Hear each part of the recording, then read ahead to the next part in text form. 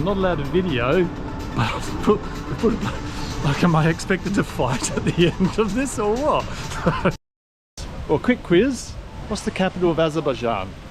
Well, that's where I am. Bing, bing, bing, bing, bing, bing. Time's up. Baku. So I'm in Baku. Which I should I have done zero research on Azerbaijan. I actually started worrying when I was coming through immigration, because often what they'll quiz you on, just as they'll chuck in a little, and what are the things you want to see when you're here in Azerbaijan? And as I'm lining up and thinking, I don't know anything. Oh shit, what am I going to say? Lucky they didn't ask the question, or I would have been stuck. Oh, lovely. What a really cool area. I think I'm just going to go grab something to eat somewhere. Back up here to these little cafes, I think. First impressions, look how clean it is. There's no rubbish or pollution. Everything's well ordered. Azerbaijan, a lot of people probably couldn't point to Azerbaijan on a map. So we are in the area known as the Caucasus. Caucasus is made up of, well, Georgia, Armenia and Azerbaijan. There's the northern Caucasus, which is northern Ossetia and a few other areas that are provinces of Russia. But as far as individual countries go, so straight south of me here is Iran. So there's a Persian flair of things here. Straight west is Armenia. One does not mention Armenia when in Azerbaijan. And due north is Georgia. Well, Georgia and a little bit of Russia you can get into. I reckon this one's for me. Trying to get it through my head, it's not working that well. Thank you, Coxsagul. Coxsagul. Saggy cock is how you say thank you. Hey, look at this. Forget about old saggy cock. Here's the old fortified walls of the old city. How do I get in? Let me in. Probably that was its intention, was to keep saggy cocks out. Coxsagul. Let's get up here, Coxsagul. Look at these cool little restaurants, cafes, just sitting here under the old fortified walls. Beautiful. What a beautiful city so far. I haven't even got into it yet. I've just been walking around the outside. Let's not get killed on this road. Here we go, there's the way in. Alrighty, let's go in. We're up the top here. Above the top, it's got a couple of dogs. Is that the emblem? Forget that. We're now in. We're in the old town. Ooh. Who allowed this to be built in the old city? Horrible. Okay. You're allowed one. We'll give you this. Let's move away. I'm turning my back on you, ugly building. Who allows such things to... Hello, how are you? Very good, friend. Oh, very good. Oh, nice. Okay. I can breathe again. I just don't get any city town planner that's got a walled old city that then allows rubbish to be put into it. Just does your head in. These beautiful old balconies.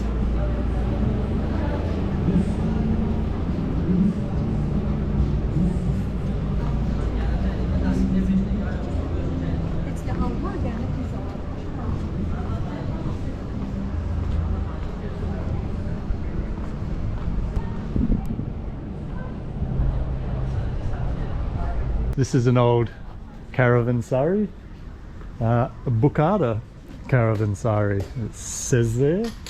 So this city has had trading links with Central Asia for centuries, and strong trading links with India as well. This was built in somewhere around the 13th century. And it's just been invaded by everyone from every direction ever since it became a city. Essentially, it's God. The Ottomans had it, the Persians had it, the Rus. It's been an integral trading town, and when you are in a place of importance, everybody wants a piece of you. And this city here has been a very important place for hundreds and hundreds of years. Settlements have been here since the Stone Age.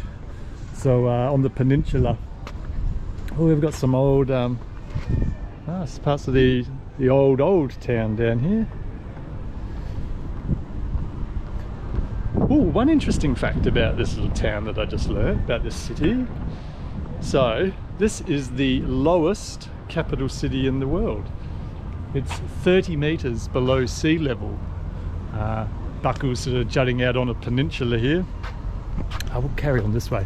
Yeah, 30 meters below sea level. There's a few forts on this peninsula, and since I think it was the 14th century, a major fort a bit closer towards the water went underwater with when the Caspian Sea rose. And so who builds the capital 30 meters below sea level? But anyway, here it is. I've now been to the highest capital city in the world, which is La Paz, Bolivia, and now I've been to the lowest.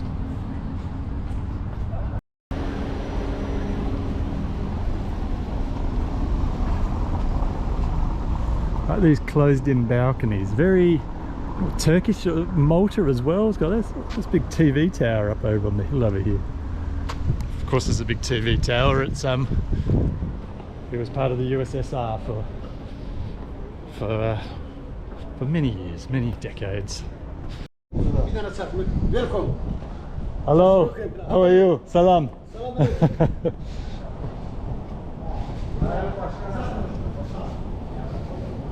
We're back in the Salam land here.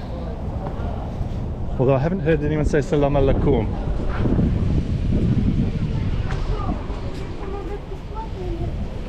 That's a fun little buggy. Damn, they are letting cars in. Well, that's a bit rubbish. We should be getting around on little buggies. That's the way. And eating watermelons. They kind of the new Lexus kind of ruined the oldie worldy feel, didn't it?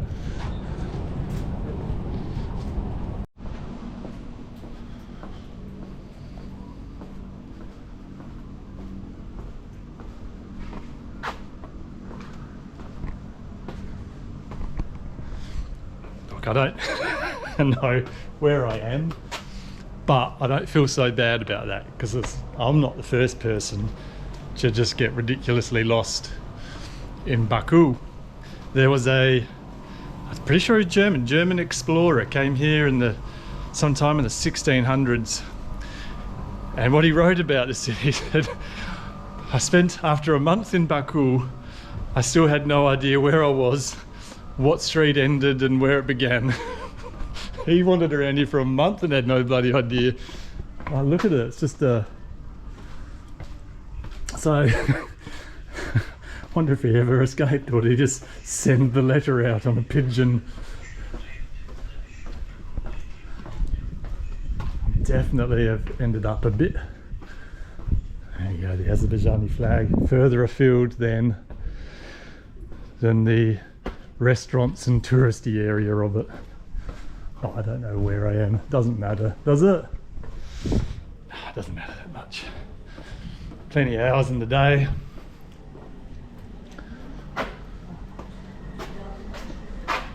Yeah, let's go up this way. Bugger it. I wonder if is there like a main town square? Like that's what I like about most European cities. They really thought that through, and they'd have a town square and everything kind of goes out from that. Generally speaking, Asian countries don't tend to do that. So you kind of just end up wandering around going, where's the centre? Man, hey man, where's the centre? Somebody's lovely house. Got a little shaded grapevines going over.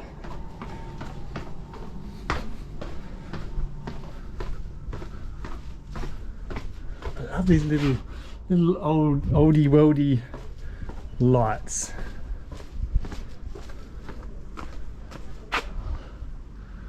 To the light or to the dark? This looks like a very interesting little lane.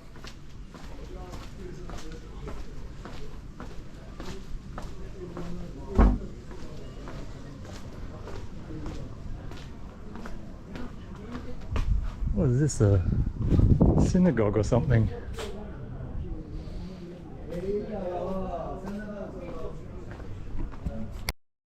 Look at this, they built a little handrail out of bamboo. Oh well, if your local council's not going to fix it for you, or maybe this was the council sent out here, go fix that handrail. Oh bugger it, we'll get some bamboo and lash that together.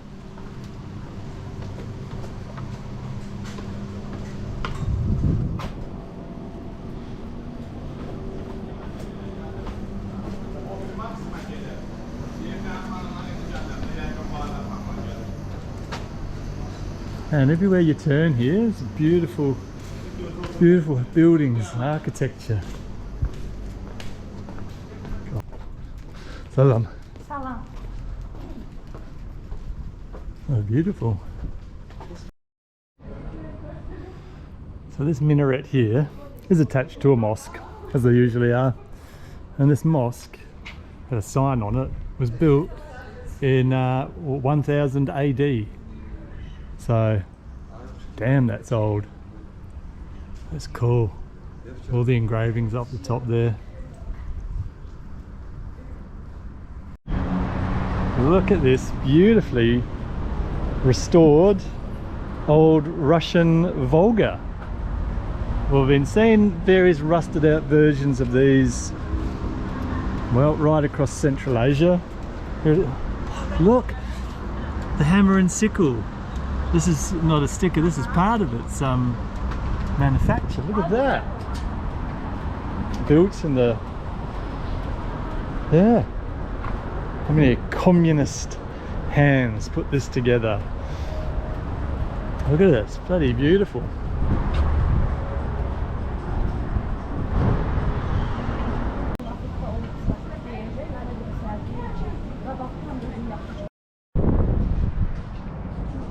There's three flame towers and then the Soviet TV tower.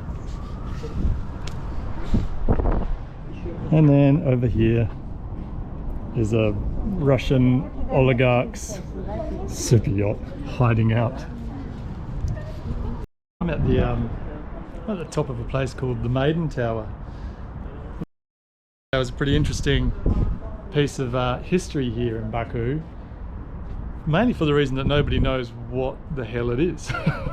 Like every specialist, every archaeologist known to man has come here to try to figure it out, and still nobody knows. It's a great mystery. Nobody knows what it even when it was built.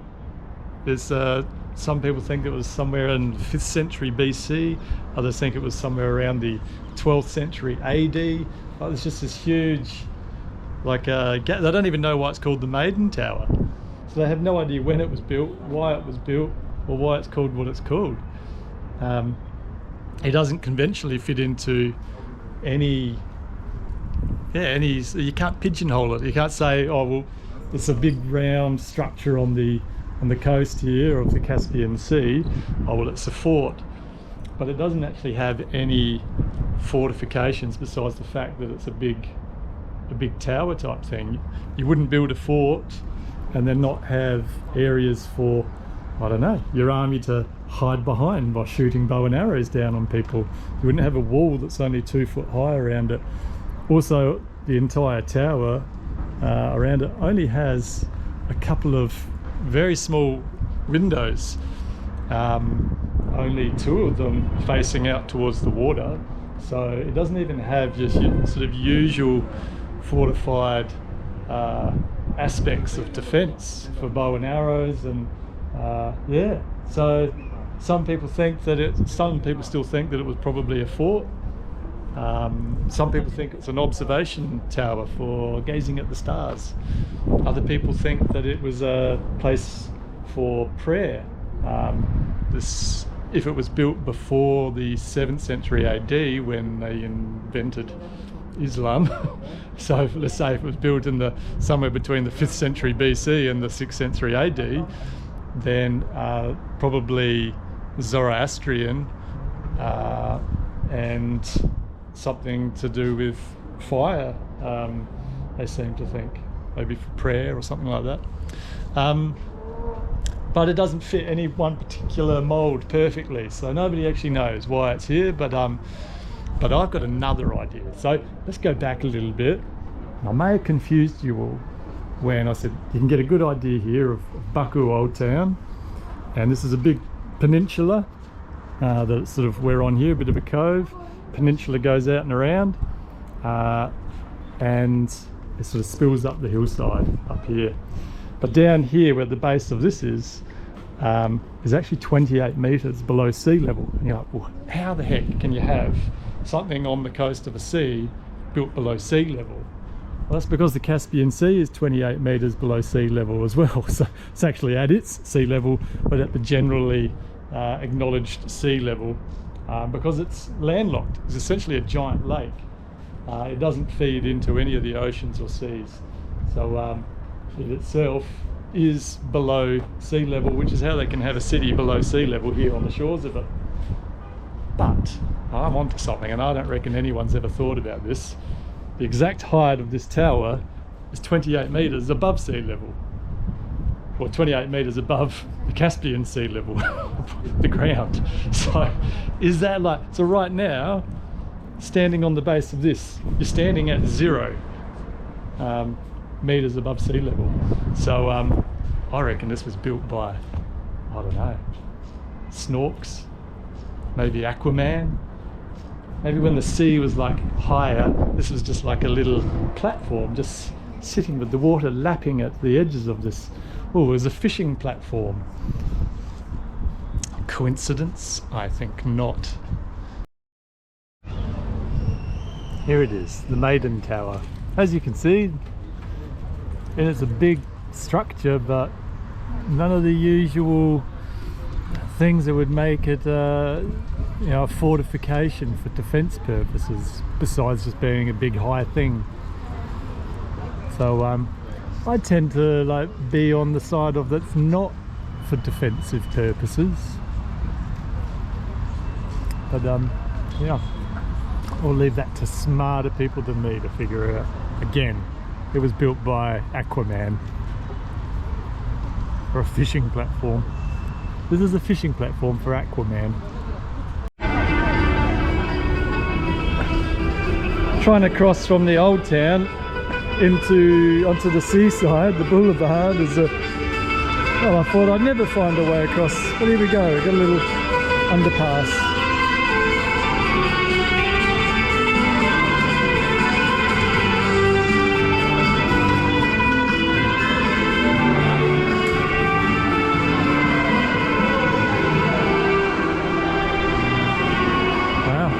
This isn't just your average underpass, is it?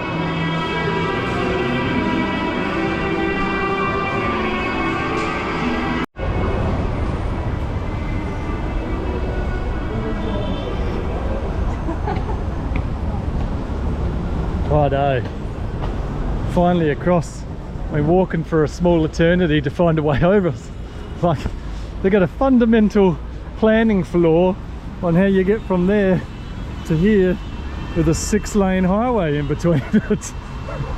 So we got there in the end.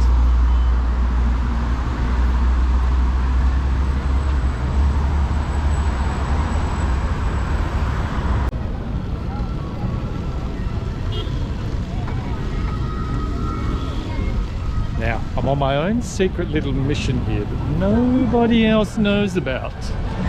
That is something that I thought about when I was in Aktau, but it's been the whole way on this trip so far, starting in Bangladesh through into Asia. I'm still in Asia here, but I want to see whether or not people spit here. So I think it is a very Asian thing to be socially acceptable to do everywhere. And everybody here in Aktau, everyone was just hocking loogies. Like, I mean, you get it all the time in India and stuff like that. They just spit on your leg. And like a European or, you know, culture, it's not acceptable. And I just find it odd that that some cultures think that it's okay to just spit on somebody else, spit everywhere. So I wanted to see at what point on my journey do I stop seeing spitting happening. We're kind of getting a little bit more, you know, we're getting closer to Europe now. And so I haven't, on my quests so far today, haven't seen any spitting. Maybe spitting is only on the east of the Caspian Sea, in Asia, east from there. I'll report back soon on that one.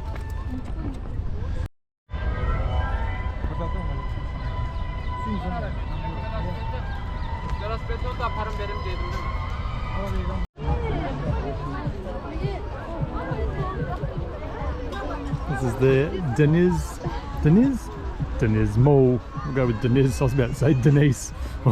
Hello, Denise. Deniz Mall. A little bit fancier than the one there over in Nur Sultan. Check that out.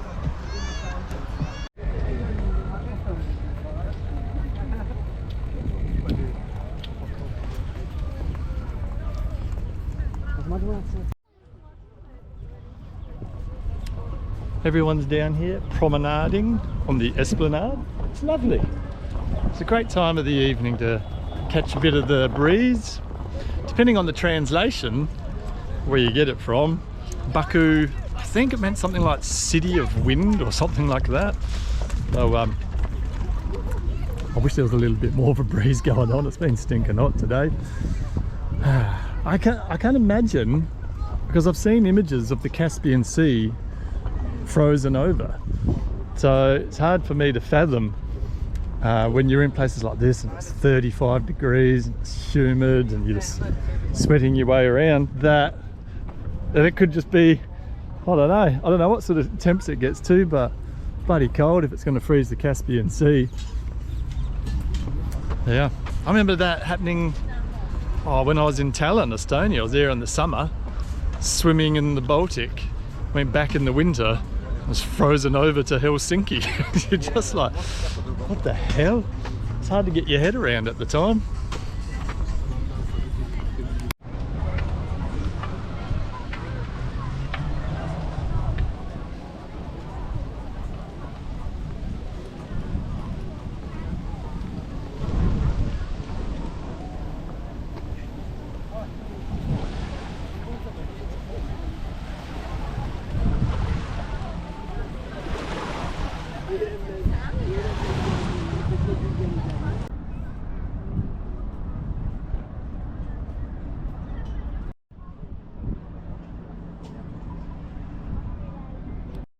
There's beautiful little cafes down here. The waterfront's just here. They've just thought about things here to make it a beautiful and exceptionally pleasant place to be. Look at this. This is a little bar thing.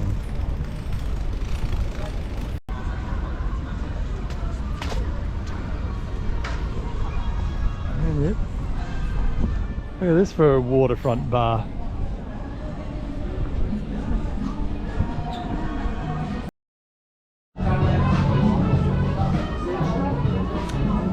Thought, now bugger it. It's a beautiful little place. The sun's just setting. There's a lovely cool breeze. Got some funky music going on. What more do you need, hey? What a great little spot to end my first day in Azerbaijan. So, might get myself a piva, kick back and relax.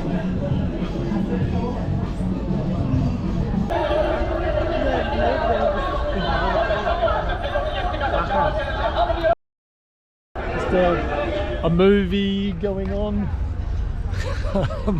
in this big old square here.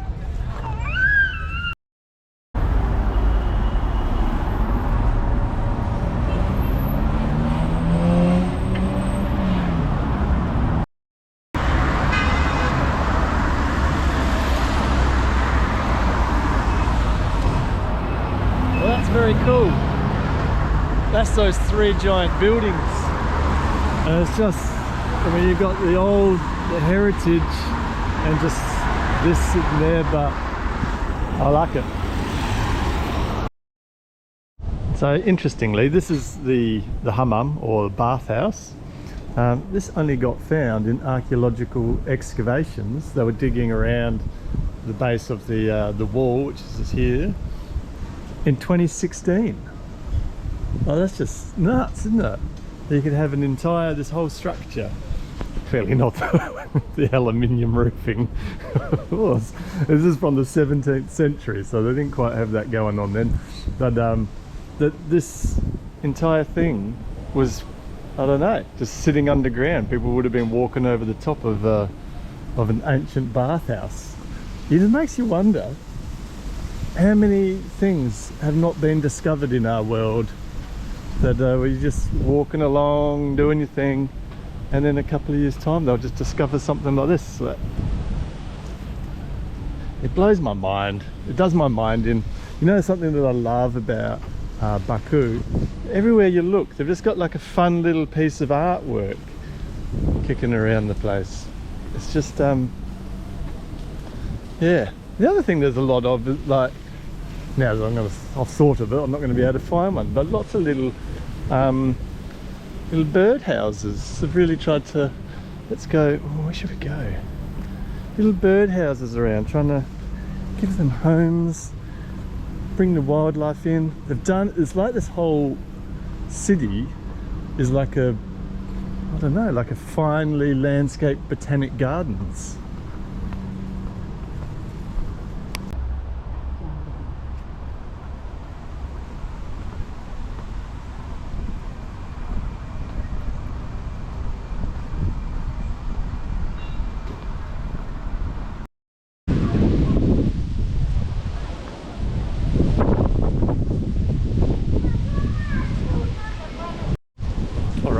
I'm at the Shirvanshah Palace. Shirvanshahs? Who are they? No bloody idea. But they were sort of like, oh, a little bit of an idea what's going on with them. The Shirvanshahs were essentially the dynasty that was ruling this part of the world. They were from Persian descent, Shahs being the kings of Persia. Shirvanshah, leaders of Shervans, something like that. So that was essentially the ruling dynasty here in what is now called modern day Azerbaijan. I say that because Azerbaijan didn't exist as a country until 1918. It was just a creation of Soviet occupation post World War One. Before then it was came under Persian control, I guess. It was part of the Persian Empire, and there was one of the leaders came up here to create a base in Baku, and then it just kind of became Baku like a khanate, kind of like Khiva, just like a city country, with a few outposts of like cities and things like that. But essentially it was a very much Silk Road kind of oriented. You can see it in their history here. They're very much Turkish, Turkmenistanish and Persian or Iranian, and you can see the Turkish influence in their flag. It's essentially a Turkish flag, just with a bit of blue and green on either side of it. But it's got, so you've got to be careful speaking to Azerbaijanis about their history because they're very touchy on it. You try to tell them they haven't existed until 1918 and holy. Another thing that they are very sensitive about is Armenia. Armenia has probably one of the oldest proofs of not just a city like this was. This was just sort of a Baku was a city. The Armenian Empire has been around for a couple of thousand years, a lot older than here. It had its own language, its own everything going on. It was a proper civilization, which leads to a lot of contention with the Azerbaijani and the Armenian. I'm not going to go into it. But here on this wall, so what you'll see a lot in Azerbaijan is state-controlled history, essentially. A lot of independent historians have sort of fled asylum in the West, because if they spoke out about what was the historical portrait being painted by the newly formed Azerbaijan government, it's only been around for 100 years, then yeah, so here for instance they got like they talk about the Armenian genocide against the Azerbaijanis, 12,000 lives killed here in Baku. They call it a genocide. I guess so many, the Armenians have faced genocides like the Turkish hands and the Azerbaijani hands. They fail to recognise that, but they put it on a board here as though they're completely innocent bystanders in all the problems that have been happening in this world. Here's evidence of what they will call the Azerbaijani genocide. These are all bullet holes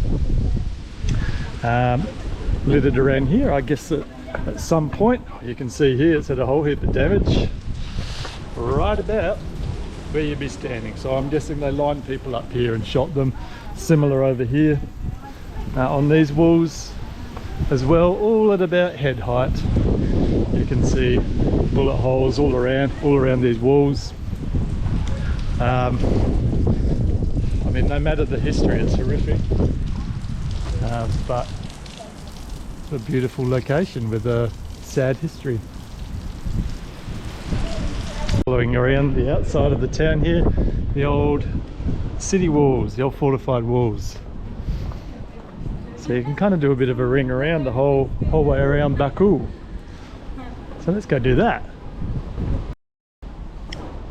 It's a very pleasant walk, only because I've chosen the correct way to go, and that's downhill. But yeah, the whole way is just the old city walls, and sort of somehow found myself within a wall within a wall. So then we've got more watchtowers and stuff going up here. But yeah, the main defensive outer walls. That's just lovely. It's shaded. And hi, how are you? Salam. Salam, good. Little restaurants and things like that. Oh, it's a bathhouse. Okay, that's a hammam. An operational hammam by the looks of it. Here on the defensive systems, see up here, slots for your bow and arrow men to be up there. People just standing up here would have been a platform a bit further out. But questionably, these ones that go down there, was that for the defenders of their fortifications? Just take a cheeky little piss down on their on the attackers. Not only do they cop a bow and arrow to the top of their head, but they get pissed on at the same time. They got all this row down below. How good's that? That's history by Jake anyway. It's a lovely view. It's just great walking around the old city walls here. Beautiful. Beautiful. Like you walk around and just look at the doorways. What's the artwork? Look at this painting up here. Where have I? What is this? Well, then it goes a bit Soviet green, doesn't it? Well, I'm confused. It's got like what is this? It's got sort of mosaic tile work. I think it's just a residential apartment block. Not sure about the shade of colour in here, but geez, they've got a great entrance. Got a fantastic door. Good on you, old Salier. Salier! Lucky number 13. I love it how nearly every building here, somewhere on it, you'll find the date. It's got 1912 written there. Here's some people's apartments. They just come home from work through the lovely green doorways.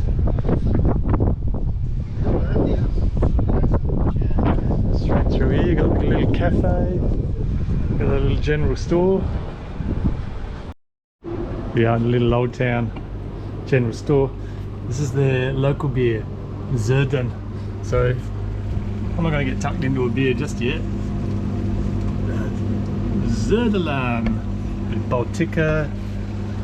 There's it all going on here. So if you just want to wander around the old town, pop in, grab yourself a beer, a snack, and head on out.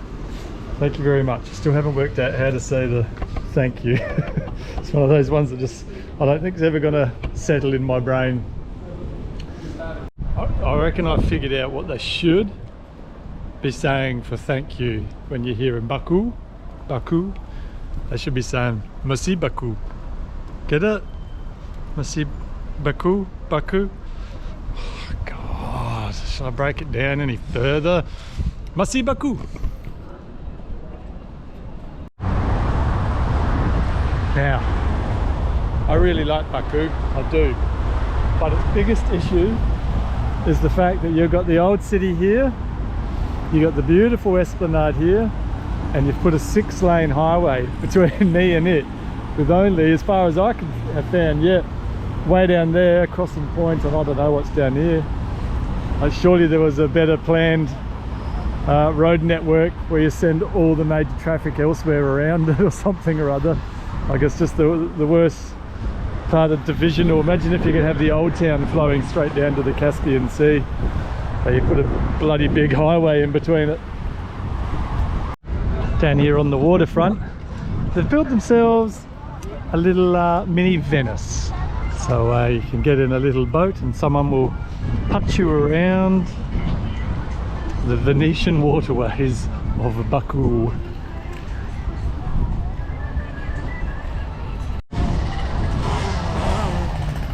Lovely. Well, even once upon a time, Venice was new, wasn't it? So you're like, oh, this will never be. Oh well, maybe come here in 500 years time. Come here in 500 years time and see the ancient canals of Baku's Venice. I'm guessing in 500 years time this is all going to be underwater, considering it's bloody 28 meters below sea level. This is the this is Baku's carpet museum. Look at this, one big roll of carpet. Now, it's a huge building. I mean, I'm not that interested in carpet, I'll be honest with you. It could be the most amazing museum on the planet, but I'm probably not going to find it. Cool building though. How much can there be to know about carpets? I don't get it. Anyway, I'm going to go check out what this this fun feature is all about.